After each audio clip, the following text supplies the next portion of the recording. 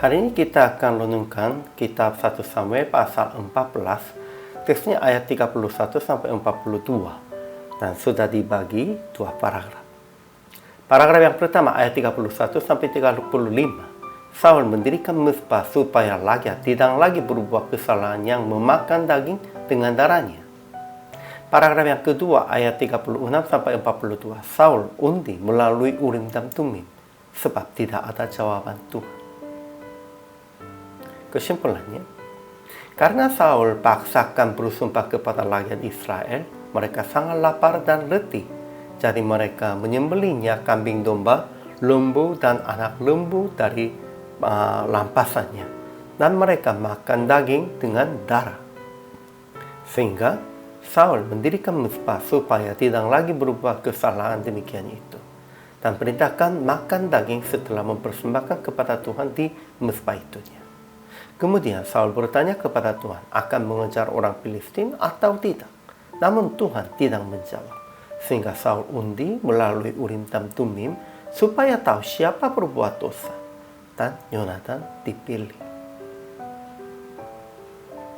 Ajaran tentang Allahnya. Pertama, pada saat Saul bertanya kepada Tuhan apakah mengejar orang Filistin atau tidak, Tuhan tidak menjawab.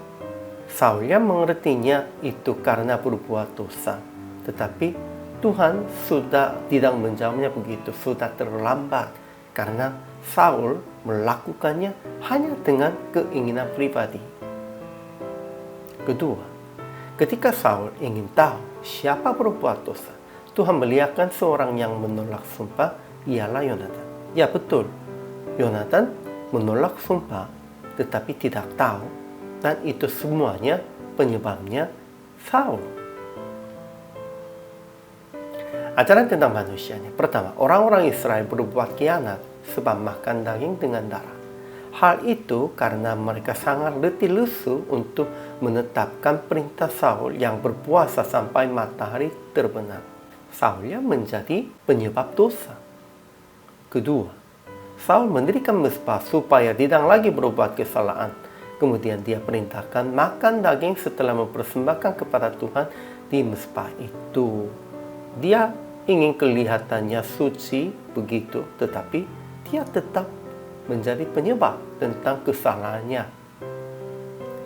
Ketiga, kemudian Saul bertanya kepada Tuhan, apakah mengejar orang Filistin selama malam ini atau tidak? Tetapi Tuhan tidak menjawab.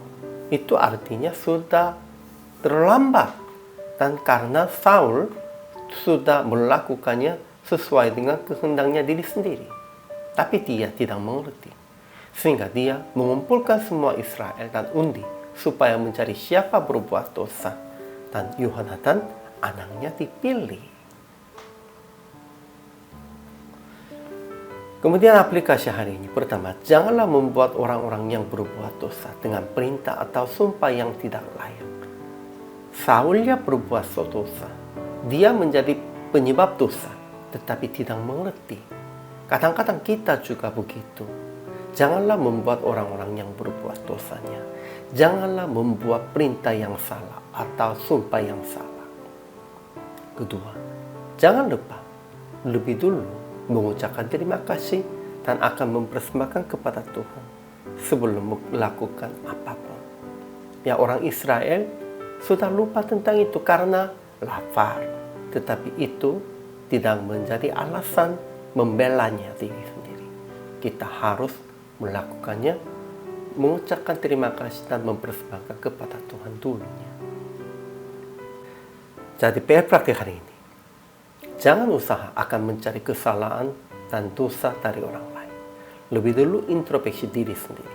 Apakah tidak pernah berbuat dosa Anda sendiri? Dan apakah tidak menjadi penyebab yang orang lain membuat salah dengan memberikan ajaran salah atau pesan salah? Harus introspeksinya diri sendiri.